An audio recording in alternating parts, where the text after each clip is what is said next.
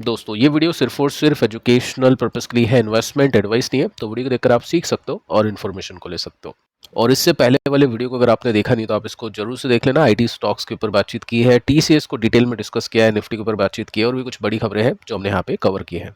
So finally जिन खबरों का investors इंतजार कर रहे थे वो खबरें अब आना शुरू हो चुकी है, यानी गुड न्यूज़, अच्छी खबर जिसका इंतजार इन्वेस्टर्स को था वो अभी के समय आना शुरू हो चुकी है। तो अच्छी खबरों को देखते हैं, उसके साथ में दो स्टॉक्स के ऊपर डिस्कशन करते हैं जो कि लॉन्ग टर्म इन्वेस्टर्स के लिए काफ़ी इंपॉर्टेंट है। सो डाउ जोन्स को देखते हैं। फर्स्ट 133 पॉइंट्स नीचे है डाउ जोन्स, लेकिन नैस्डैक ऊपर है 145 पॉइंट 0.64%। और फैंग को देखने चले तो 1% का जंप यहाँ पे देखने को मिल जाता है।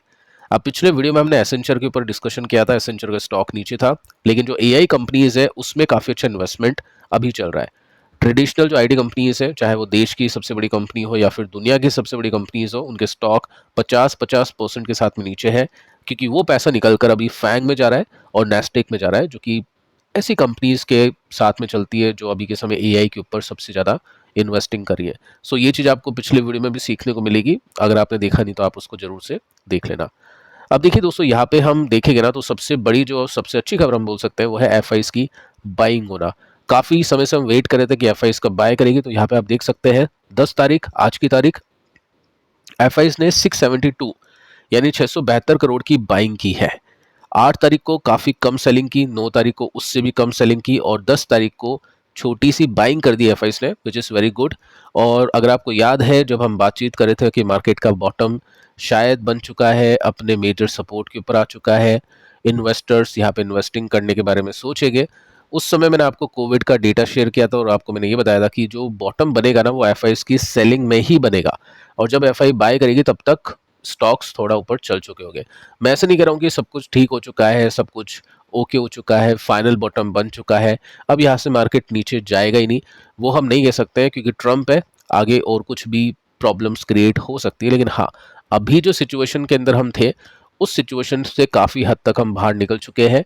काफ़ी इन्वेस्टर्स की कमेंट्स में पढ़ रहा हूँ जिसमें इन्वेस्टर्स ने लिखा है कि हमारे पोर्टफोलियो के अंदर अच्छी तेजी मिली है, हमारे पोर्टफोलियो ऑल टाइम हाई पे पहुंच चुके हैं। मार्केट ऑल टाइम हाई पे नहीं पहुंचा, लेकिन पोर्टफोलियो ऑल टाइम हाई पे पहुंच चुके हैं कुछ इन्वेस्टर्स के, क्योंकि उन्होंने सही जगह बाइंग की होगी और उस बेसिस पे इन्वेस्टर्स के पोर्टफोलियो ने काफ़ी अच्छी तेजी दिखाई है। सो ये काफ़ी अच्छी खबर है। सेकंड आप देखोगे ना तो यहाँ पे आज की जो बाइंग है वो कैश मार्केट के अंदर तो देखने को मिली है, एफआईज के साथ में डीआईएस ने भी 400 करोड़ के आसपास की बाइंग की है, लेकिन एफआईज ने इंडेक्स ऑप्शन के अंदर काफ़ी बड़ी बाइंग की है, 7,000 करोड़ के आसपास की, फ्यूचर के अंदर भी काफ़ी बड़ी बाइंग की है। अब ये चीज़ मैं आपको पहले से बता रहा था कि यहाँ पे हो सकता है कुछ पॉजिटिव न्यूज़ आ जाए, जो एफआईज को लग रहा है कि आ सकती है इन 2 दिनों के अंदर। आगे हम देखेंगे तो पॉसिबल है कि वो अच्छी न्यूज़ आना शुरू हो जाए। तो फ्यूचर और ऑप्शंस के अंदर बाइंग, अब मैं ऐसे नहीं कह रहा हूँ कि कॉल बाय की है, पुट बाय की है, लेकिन मोस्ट प्रोबेबली यहाँ पे एफआईज ने कैश में बाइंग की है, तो चांसेस हैवी है कि एफआईज लॉन्ग करने की कोशिश कर रही होगी इंडेक्स को। तो ये भी काफ़ी अच्छी खबर है। इसके बाद में देखिए दोस्तों, यूएस कंज्यूमर प्राइजेस इंक्रीज कर चुके हैं 3.3% के साथ में मार्च में, यानी इन्फ्लेशन का डेटा यूएस का आ चुका है हाई ऑयल प्राइजेस की वजह से। अब पॉइंट ये है कि आपको ये देखना है कि एक्सपेक्टेशंस बीट की है या मिस की है, एक्सपेक्टेशन से कम इन्फ्लेशन है या फिर नहीं है।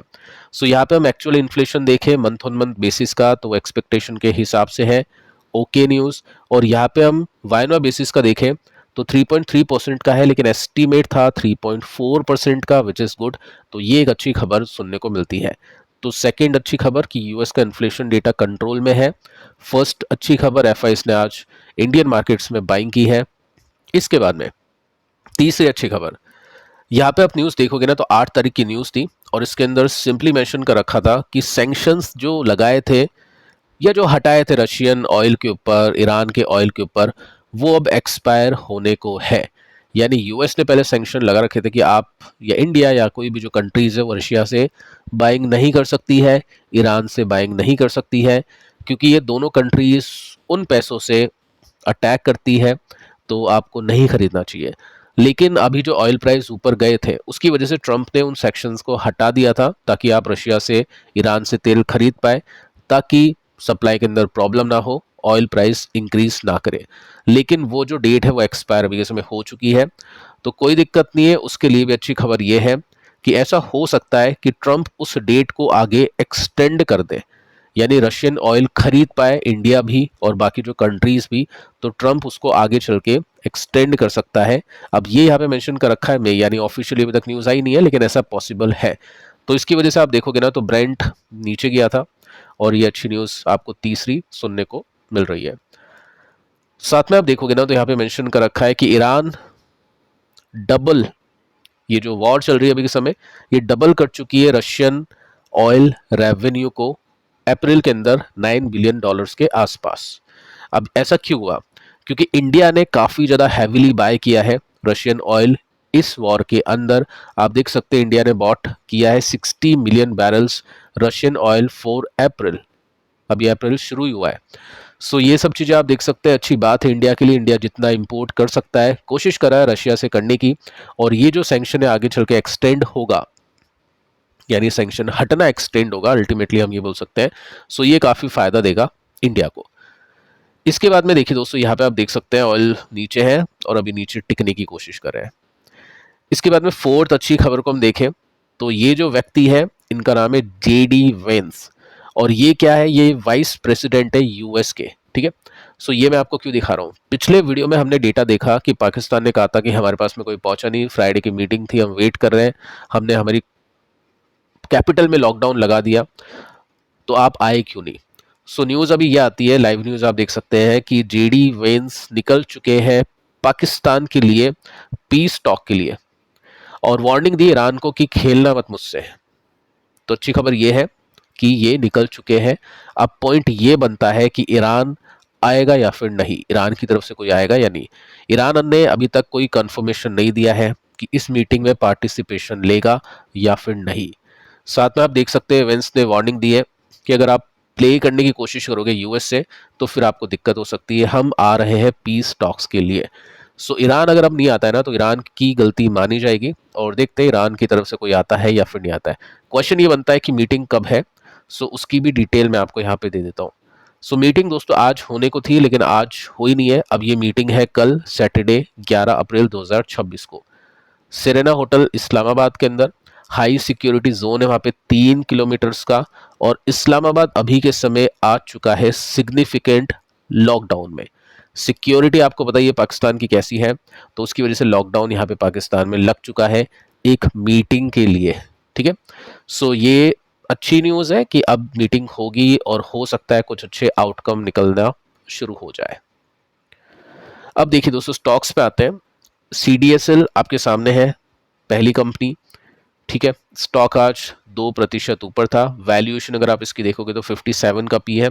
सेकंड कंपनी NSDL 1% की तेजी थी, इसकी वैल्यूएशन अब CDSL से कम हो चुकी है, अंडर 50। दोनों कंपनीज ऐसी कंपनीज है जो मार्केट चलता है तो दोनों कंपनीज के स्टॉक्स चलते हैं और कंपनी के नंबर्स अच्छे आते हैं, और मार्केट अगर अभी चलता है तो इन दोनों कंपनीज को फायदा हो सकता है। प्लस ये स्टॉक ऑल टाइम हाई से काफ़ी नीचे है, ऑल टाइम हाई के बीच में गैप काफ़ी अच्छा है। CDSL जिसमें ज़्यादा ग्रोथ आती है इसकी वैल्यूएशन 57 है। NSDL जिसमें CDSL के कंपैरिजन में कम ग्रोथ है तो इसकी वैल्यूएशन भी कम है। तो यहाँ पे अब चीज़ें थोड़ी सी सुधरना शुरू हो चुकी है और कंफर्टेबल पोजीशंस में दोनों कंपनीज आ चुकी है। ऐसा नहीं है आपको बाय करना है, जस्ट आप अपनी स्टडी कर सकते हैं इन दोनों कंपनीज के ऊपर, क्योंकि broking companies, asset management companies ऊपर जाना शुरू हो चुकी है। काफ़ी सारी कंपनीज ने ऑल टाइम हाई लगा दिया है, कुछ कंपनीज बची है जिसमें से ये दो कंपनीज काफ़ी इंपॉर्टेंट है। सो वीकली चार्ट आप देख सकते हैं और इसके अंदर आप देखोगे ना तो यहाँ पे एक अच्छा स्विंग निकला, तो उससे पहले या उसके आसपास में वॉल्यूम काफ़ी अच्छे थे और वो वॉल्यूम अभी के समय मिसिंग है। सो जैसे ही ये ब्रेकआउट होता है, आप यहाँ पे नोट कर सकते हैं, ये सिंपल सी लाइन अगर हम ड्रॉ करें सो यहाँ पे सपोर्ट बनेगा और सपोर्ट टूटता है तो वो अब रेसिस्टेंस बन जाता है। सो ब्रेकआउट अगर होता है और यहाँ पे अच्छे वॉल्यूम्स आते हैं तो हाई चांसेस है कि स्टॉक ऊपर जाने की कोशिश करें, और अगर स्टॉक अपने ऑल टाइम हाई पर चला जाता है तो 52% का गैप इसमें देखने को मिल जाता है। सो जो भी कॉन्ट्रा इन्वेस्टर्स है या जो भी ऐसा सोचते हैं कि मार्केट अच्छा करेगा वो इन कंपनीज के ऊपर भी ज़्यादा बुलिश है। सेकंड जो कंपनी है NSDL, और इसमें भी अगर आप गैप देखोगे ना तो इसमें भी गैप आपको 54% का देखने को मिल जाएगा। लिस्टिंग के बाद में स्टॉक काफ़ी गिरा, वॉल्यूम अभी मिसिंग है CDSL की तरह, लेकिन जो गिरावट का एक पैटर्न था उससे स्टॉक फिलहाल बाहर आ चुका है। अभी कहना काफ़ी जल्दी होगा कि स्टॉक रिवर्स हो चुका है या फिर नहीं, लेकिन ठीक है स्टॉक काफ़ी नीचे है, वैल्यूएशन थोड़ी कंफर्टेबल हुई है। अगर मार्केट चलता है, ज़्यादा ट्रेडिंग इन्वेस्टिंग एक्टिविटीज़ बढ़ती है तो इन दोनों कंपनीज़ को मेजर बेनिफिट्स मिल सकता है, प्लस ये जो कंपनीज़ इनके स्टॉक्स फिलहाल नीचे भी है। तो दोनों कंपनी के ऊपर अपनी स्टडी कर सकते हैं, डिटेल में आप पढ़ सकते हैं। टेक्निकल्स को मैं आपको बता चुका हूँ शॉर्ट में, बाकी आप अपनी गहनता से अध्ययन इनके ऊपर कर सकते हैं। फिलहाल इस वीडियो में इतना ही, पिछले वीडियो को आप जरूर से देख लेना। मिलता है नेक्स्ट वीडियो में, तब तक के लिए बाय बाय।